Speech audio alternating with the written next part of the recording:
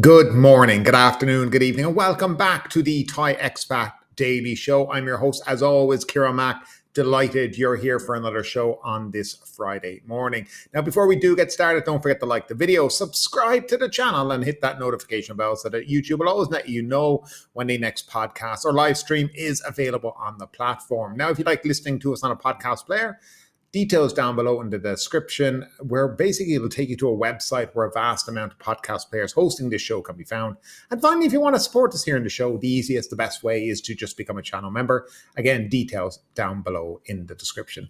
But now that's all done and dusted, let's jump into those trending stories here in Thailand today. So first up this morning, we have a real estate nightmare out of Chiang Mai. Now picture this, you invest in a luxury condo thinking you're going to rake in a huge rental income, and then bam, you're left with a bad contract, no money, and a trashed apartment. Yeah, that's the situation here. Now, a group of victims led by one Naruman Simmons has just filed a petition with the Foundation Campaigning to Reclaim Social Justice. Quite the mouthful, by the way. They're trying to get someone or anyone to move on this massive condo fraud case that's been stuck in neutral since 2022. Now, here's the backstory. Now, Miss Naraman bought a condo in a luxury project in Chiang Mai's Handong district back in 2019. Everything seemed legit at first. I mean, they even had celebrities endorsing the product, including Cantanavorn, who, by the way, is now wrapped up in the infamous Icon Group pyramid scheme scandal. So this can have all the glitz and glamour up front.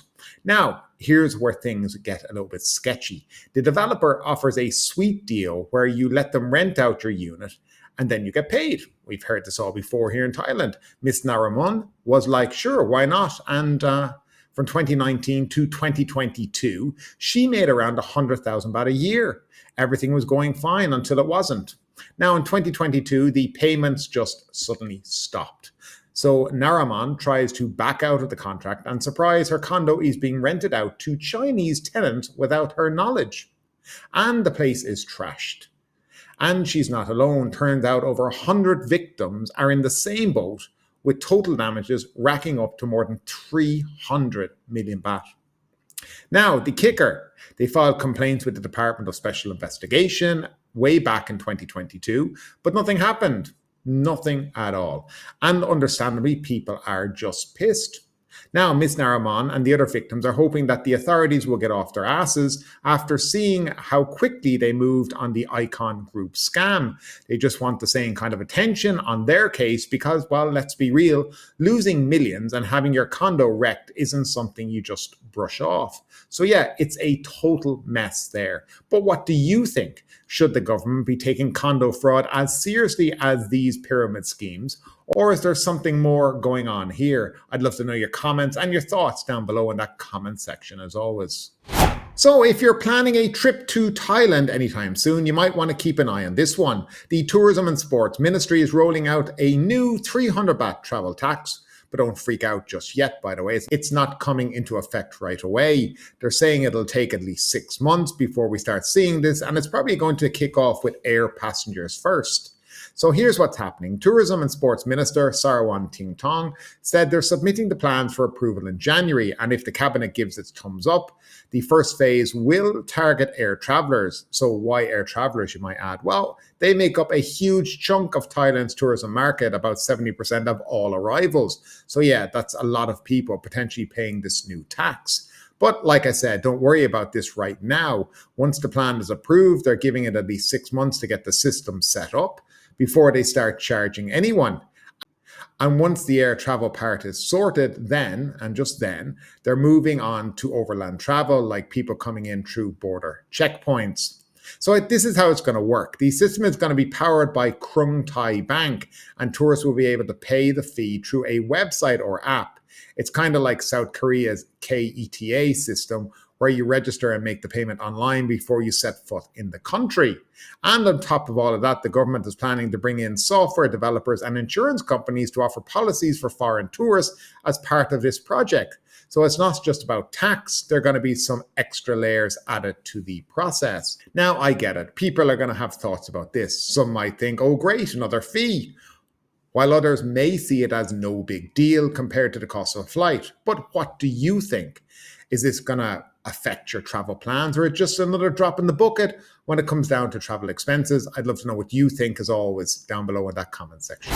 So this next story is a bit of a wild one coming out of Pattaya, so buckle up, because it involves tourists, shady businesses, and some seriously overpriced herbal medicines. So here's what went down. Indian tourists in Pattaya have been literally forced to buy overpriced herbal products under the threat of, well, you guessed it, violence. Yep, you heard that right. Violence. So the Chonburi Provincial Public Health Office got a bunch of complaints from these tourists who said they were being duped into buying herbal medicines that were, well, not so medicinal and definitely not worth the price they were being asked to pay. And when these tourists tried to say, nope, I'm good, they were allegedly threatened with violence if they didn't fork out the cash. So fast forward to October 23rd, when Pattaya Tourist Police, along with the Consumer Protection and Pharmaceutical Public Health Division, rolled up to a place called Green World Herbal Pharmacy Co. Limited, which is basically in Pattaya in the Nong Pru sub-district. And yeah, what they found wasn't exactly a wellness paradise. This store was selling unlabeled medicines, some powdered stuff that was supposedly for everything from hair growth to boosting their performance. The best part, they had an international rate list for their herbal goodies. For example, a little something called Johar Zafran was priced at 600 baht per gram. And if you're really trying to make rain, they could get Johar Diamond at a whopping 22,000 baht per gram. Like, who is dropping that kind of cash on mystery powder in a back alley shop in Pattaya, by the way? But, well, there's more. The police arrested 5 suspects, 4 Pakistani nationals and 1 Myanmar national, who were running the whole operation. These guys weren't just peddling fake herbs. They were also working illegally here in Thailand. So, yeah, just a whole bunch of laws getting broken in that sense. Now, the main suspect is facing charges for producing and selling modern medicine without permission under the Drug Act, as well as some other violations like selling herbal products without proper authorization and employing foreigners without work permits. The rest of the crew, well, they're all getting slapped with charges for working without permits too. All of them and the 17 items of herbal medicines they had in stock are headed to the Pattaya City Police Station for legal action.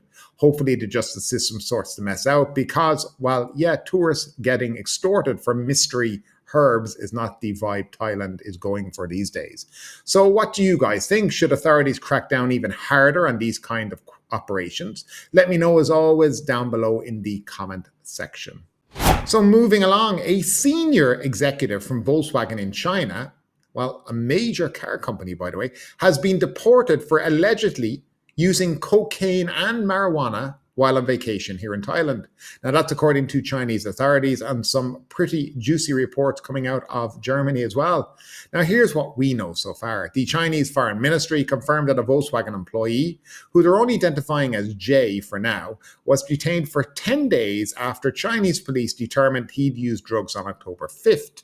And he got hit with what's called an administrative penalty, meaning he was sentenced to detention from October 10th to 20th. Now, not a great look if you're one of the top executives at a major global company, right? Well, wait, it gets even more specific. Germany's top-selling newspaper, Bild, and other media outlets are saying that the executive is Jochen Senpil, who, according to his LinkedIn profile, is Volkswagen's chief marketing officer in China.